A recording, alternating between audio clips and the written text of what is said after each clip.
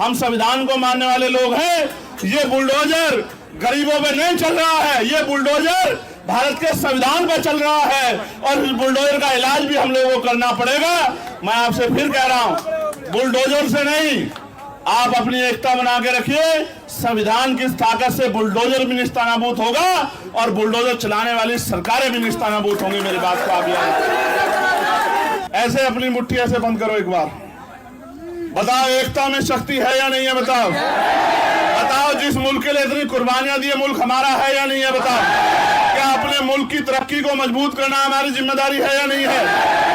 देश में अमन, भाईचारा, प्रेम बना रहे और देश एकजुट होकर तमाम तरह की गैर बराबरी, तमाम तरह के जुल्म और तमाम तरह की जो समस्याएं जनता के सामने आ रही हैं, उनके खिलाफ लड़ाई लड़े। इसलिए आज इस मंच के माध्यम से मैं अपनी बात को स्पष्ट करता हूं कि अगर भारत, क्योंकि बहुधर्मी देश है, अनेक अनेक धर्मों के लोग, अनेक अनेक जातियों के लोग लंबे समय से भारत में रह रहे हैं और इन सब जातियों के लोगों ने, धर्मों के लोगों ने, जब भारत गुलाम था, तमाम तरह से भारत के ऊपर जो हुकूमतें काबिज थी, भाई पीछे को खड़ा हो, पीछे को, जो हुकूमतें काबिज थी, यानी कि अंग्रेजों की सरकारें, उनके खिलाफ मिलकर लड़ाई लड़ी थी। और लड़ाई भी ऐसी नहीं लड़ी कि थाली में सजा के आजादी मिली हो, लड़ाई भी इस तरह लड़ी कि जाने कुर्बान करनी पड़ी।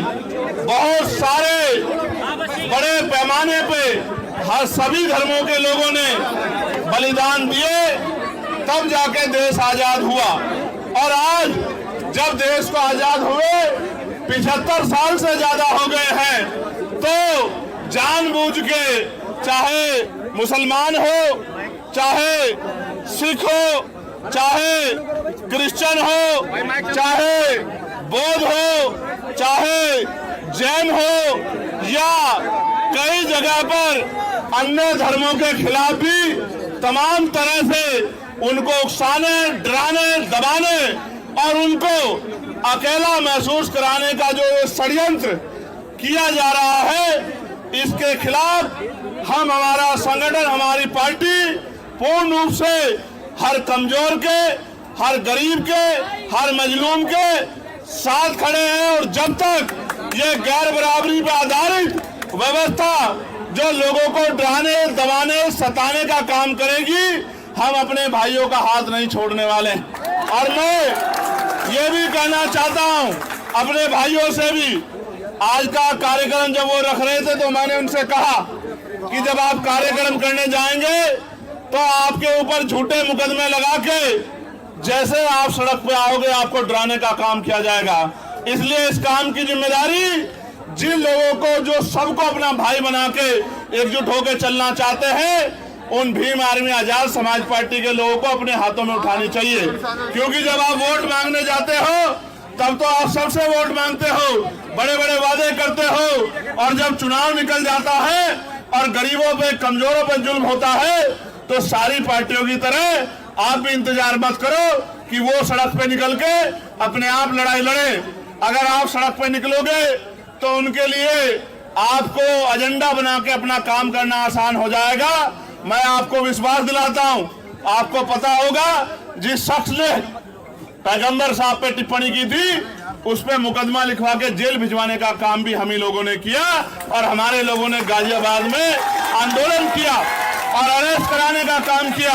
और चाहे बहराइच में एक तरफा कार्रवाई करके जुल्म करने का काम किया जा रहा हो, इसलिए कि सरकार का एजेंडा चलता रहे, या हिमाचल में तमाम तरह से जो है कमजोरों पे जुल्म ढाने का प्रयास किया जा रहा हो, उत्तराखंड में प्रयास किया जा रहा हो, हर मोर्चे पे हमारी पार्टी, हमारा संगठन एकजुट होके बिना किसी राजनीतिक स्वार्थ के इस लड़ाई को लड़ने का काम कर रहा है। और मैं आपको स्पष्ट करना चाहता हूं, सिर्फ मुसलमान भाइयों के साथ नहीं, अगर जैन भाइयों के साथ, सिख भाइयों के साथ, किसान भाइयों के साथ, देश की करोड़ों महिलाओं के साथ, नौजवानों के साथ, गरीबों के साथ अभी डीटीसी बसों वाला प्रकरण चल रहा है, जिसके साथ भी जुल्म होगा हम अपनी देश की तरक्की के साथ खड़े हैं, हर व्यक्ति के साथ खड़े हैं। हम उस लड़ाई को लड़ने का काम करेंगे और मैं आपको विश्वास दिलाता हूं, आगे किसी भी आंदोलन में आपको स्वतः आगे नहीं आना पड़ेगा।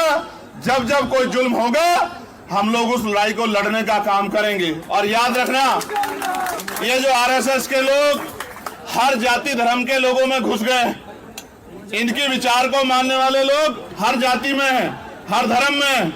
इनसे भी हमें सावधान रहना पड़ेगा, क्योंकि जब हम इनकी बातों में आते हैं तो फिर जो है इनके मोहरे जो है हमारे लोगों को परेशान करने का काम करते हैं, सरकार के एजेंट बनने का काम करते हैं। इन एजेंटों से भी हमें सावधान रहने की जरूरत है और मिलकर इस लड़ाई को, ना कोई एक जाति ना धर्म, पूरे देश की लड़ाई है या नहीं, ये बताओ। अगर किसी पे भी जुल्म होता है तो पूरे देश को इकट्ठा खड़ा होना चाहिए, नहीं होना चाहिए? अगर किसी को सताया जाता है तो सबको उसकी आवाज उठाई जानी चाहिए। मैं आपको विश्वास दिलाता हूं, आप इसी पेड़ के नीचे हमने पहलवान बेटियों के सम्मान की लड़ाई भी लड़ने का काम किया था। आप सबको इस बात को याद रखना चाहिए। और आप जानते हैं पार्लियामेंट में भी उन पहलवान बेटियों के सम्मान की लड़ाई को लड़ने का काम आपके चंद्रशेखर आजाद ने किया था। और आज मैं आपको विश्वास दिलाता हूं, जिस तरह से जानबूझ के टारगेट करके मुसलमानों के खिलाफ हिंसा का और ये धर्म के आधार पे जो है अपमान करने का काम किया जा रहा है, पार्लियामेंट में आवाज उठा के इस पे कानून बनवाने का काम भी हम लोग करेंगे। मेरी इस बात को आप लोग याद रखना। लेकिन मैं आपसे भी कहना चाहता हूं कि अगर आप लोग एकजुट नहीं रहे तो आपकी एकजुटता ना रहने का फायदा दूसरे लोग उठाएंगे। हमें बुलडोजर, मैं फिर कहता हूं, पहले दिन से हम लोग बुलडोजर के खिलाफ रहे हैं और बुलडोजर की प्रक्रिया न्याय संगत है नहीं। हम संविधान को मानने वाले लोग हैं। ये बुलडोजर गरीबों पे नहीं चल रहा है, ये बुलडोजर भारत के संविधान पे चल रहा है और इस बुलडोजर का इलाज भी हम लोगों को करना पड़ेगा। मैं आपसे फिर कह रहा हूं, बुलडोजर से नहीं, आप अपनी एकता बना के रखिए। संविधान की ताकत से बुलडोजर भी निस्तानाबूद होगा और बुलडोजर चलाने वाली सरकारें भी निस्तानाबूद होंगी। मेरी बात को आप याद रखिए। मुसलमान भाइयों को मेरा ये कहना है संदेश के तौर पे कि आपको हजरत पैगंबर मोहम्मद साहब को पढ़ना भी चाहिए, पढ़ना चाहिए कि उन्होंने सारी उम्र इंसानियत के लिए काम किया, कमजोरों के लिए काम किया, मजलूमों के लिए काम किया, उनको मुख्य धारा में लाने का काम किया। जो काम आज हम लोग कर रहे हैं कि हर व्यक्ति बराबर का अधिकार उसको मिले, वही काम उन्होंने किया। और उनके बाद हजरत उमर साहब ने भी वही काम किया। आपको पढ़ना चाहिए। आज तो हमारे बादशाह देखिए कैसे, तब के बादशाहों में रब के बादशाहों में फर्क भी देखिए। आज तो बादशाह 8,000 करोड़ के हेलीकॉप्टर हवाई जहाज से चलते हैं, वो तो पैदल भी चलते थे तो अपने बराबर वाले का ख्याल रखते थे। तो हमें समझना चाहिए, धर्म से बढ़कर भी इंसानियत के तौर पे भी हमें समझना चाहिए कि हमारे बड़ों ने हमें क्या सिखाया। हम तो अगर हम उनके रास्ते पे चलेंगे तो कोई मुसीबत हम पे पाबंद नहीं होगी। हमें अपने बड़ों को पढ़ना चाहिए। और सभी धर्मों में अच्छे लोग हैं, सभी धर्मों में अच्छे रास्ते दिखाने वाले पीर पैगंबर हुए हैं, महापुरुष हुए हैं। हमें उनको भी पढ़ना चाहिए और देश के संविधान के साथ खड़े होकर संविधान के आधार पर आगे बढ़ना चाहिए। इसी से हमारी तरक्की सुनिश्चित होगी। और आपको मैं कहना चाहता हूं, मॉडर्न एजुकेशन स्वीकार करो, पढ़ो, डॉक्टर बनो, इंजीनियर बनो, वकील बनो, जज बनो, पटवारी बनो, सेक्रेटरी बनो, आईएएस बनो, आईपीएस बनो, सिस्टम का हिस्सा बनो और कुर्सी पे बैठ के अपने लोगों को आगे बढ़ाने का काम करो। इसके अलावा कोई रास्ता तरक्की में नहीं है। आजादी से पहले सरकारी नौकरियों में आपका क्या परसेंटेज था, आज क्या है आप देखो, कमी कहां रह गई। ये मैंने नहीं की है, ये आपको और हमें मिलकर सोचना पड़ेगा कि जब तक हम लोग एजुकेशन को स्वीकार नहीं करेंगे और संविधान के फैसलों के साथ नहीं खड़ोगे तो हमें परेशानियों का सामना करना पड़ेगा। मैं आप सबका धन्यवाद देता हूं और आपको विश्वास दिलाता हूं, तमाम तरह की साजिशों षड्यंत्रों के बावजूद भी, तमाम तरह के रास्ते रोके दब बजाने के बावजूद भी हम लोग आपके साथ खड़े हैं और हर कदम पर आपके साथ खड़े रहेंगे। कभी आपको अकेला नहीं छोड़ेंगे, हर कमजोर के साथ खड़े हैं। बहुत बहुत धन्यवाद। जय भीम, जय भारत, जय संविधान। और ऐसे अपनी मुट्ठी ऐसे बंद करो एक बार, बताओ एकता में शक्ति है या नहीं है? बताओ जिस मुल्क के लिए इतनी कुर्बानियां दी, मुल्क हमारा है या नहीं है? बताओ। क्या अपने मुल्क की तरक्की को मजबूत करना हमारी जिम्मेदारी है या नहीं है? जिस मिट्टी को 5 बार सजदा करते हैं उस मुल्क का ख्याल रखना हमारी जिम्मेदारी है या नहीं है? तो फिर हमें किसी को सेकुलर होने की या देशभक्त होने की गवाही देने की जरूरत नहीं है। बस जरूरत है एकजुट होकर आगे बढ़ने की और हमेशा आगे बढ़ते रहने की, पॉजिटिव सोच रखने की। बहुत बहुत धन्यवाद।